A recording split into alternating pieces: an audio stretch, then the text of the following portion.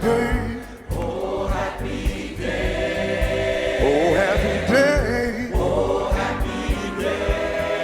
안녕하십니까. 신경외과 의사 김영호입니다. 오늘은 척추관 협착증으로 척추관 감압술이 필요한 환자였는데 단일공 척추내시경 수술을 하고 안 좋아지신 분에 대한 이야기를 하려고 합니다. 어떤 치료 방법이든 그 방법으로 해결할 수 있는 병이 있고 또 해결 못하는 병이 있습니다. 척추 질환을 확실하게 해결하기 위해서는 첫 번째로는 정확한 진단이 가장 중요합니다. 그리고 두 번째로는 치료 방법의 선택이 가장 중요합니다. 이분 같은 경우는 옆구리로 들어가는 단일공 척추 내시경으로는 해결할 수 없는 척추관 협착증이었는데도 불구하고 옆구리로 들어가서 단일공 척추 내시경 수술을 오히려 멀쩡했던 디스크가 튀어나와서 척추신경을 압박하는 그런 상태로 병변이 더 악화된 상태로 오셨던 분이었습니다. 이분의 증세는 5, 6개월 전부터 왼쪽 다리가 특히 걸을 때 저리고 아파서 주사 치료도 받고 약물 치료도 받았었던 환자분입니다. 오른쪽 다리도 아팠지만 주로 왼쪽에 치우친 하지 방사통이 주된 증세였습니다. 한 20분에서 30분 정도 걸으면 다리가 아파서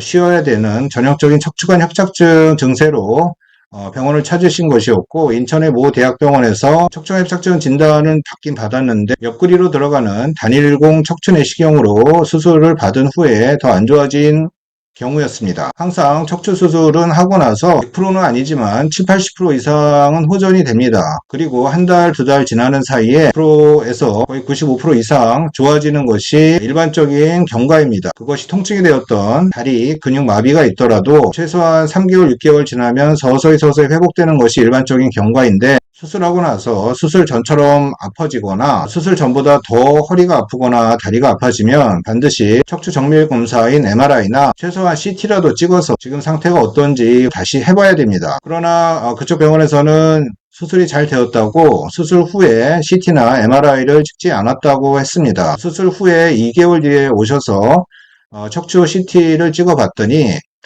척추 CT 결과 요추 4, 5번에 왼쪽으로 디스크가 상당히 많이 튀어나와서 왼쪽 다리로 가는 척추신경을 매우 심하게 압박하는 그런 상태였기 때문에 왼쪽 다리 통증이 아주 심해졌었던 것이었습니다. 이분의 수술 전 MRI를 보면 척추 디스크는 큰 문제가 없이 튀어나온 것도 없이 정상적인 상태였고, 요추 4, 5번 사이 황색 인대가 두꺼워져 있고 또 척추 후관절도 두꺼워져 있었기 때문에 이 부위에서 양쪽 다리로 내려가는 척추신경이 꽉 눌려 있었기 때문에 이런 경우는 가운데 부위로 접근을 해서 양쪽을 넓혀주는 수술이 필요했던 상태였습니다. CT에서도 보면 두꺼워진 황색인대하고 또 커진 척추 후관절 때문에 이쪽 밑으로 지나가는 척추신경이 많이 압박이 되어 있었기 때문에 이 척추관 협착증, 뒤에서 눌리는 이 척추 병변만 해결하면 되었을 환자였습니다. 디스크는 손댈 필요가 없는 환자였습니다.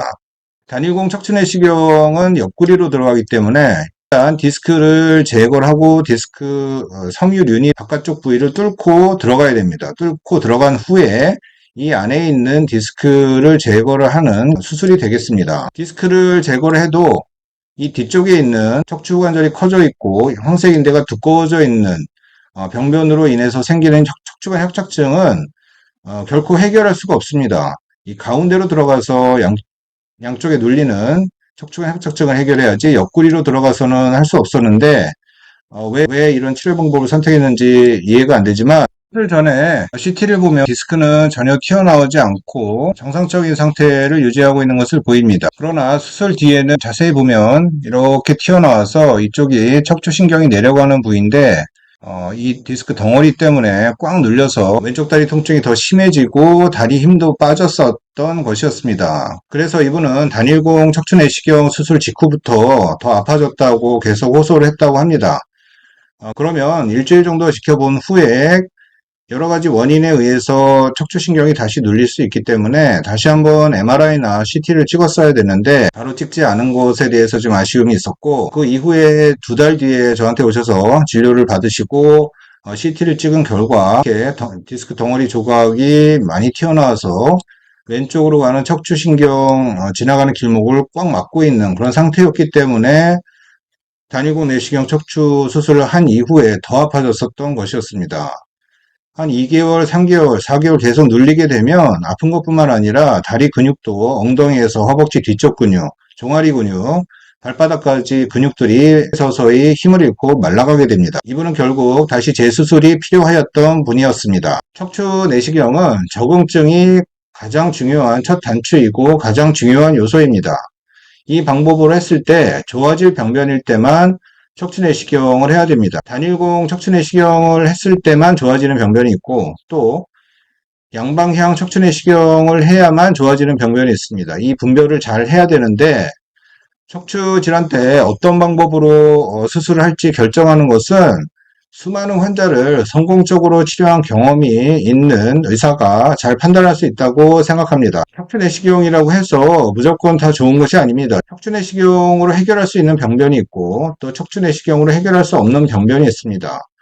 그럴 때는 다른 방법으로 병변을 확실하게 제거해서 확실하게 척추신경을 회복할 수 있고 또 감압할 수 있는 방법으로 환자분을 치료해야 된다고 생각을 합니다. 어떤 치료 방법이 목적이 아니라 환자분을 좋게 하기 위해서 어떤 것이 최선인가를 항상 고민하면서 선택을 해야 된다고 단계별로 항상 고민하면서 선택을 하고 최선을 다해야 된다고 생각을 합니다. 오늘 내용이 도움이 되셨다면 구독, 좋아요, 알림 설정 부탁드리겠습니다. 지금까지 척추관협착증, 척추디스크 탈출증을 치료하는 신경외과 의사 김영호였습니다. 감사합니다. My Jesus was. He washed my sins away.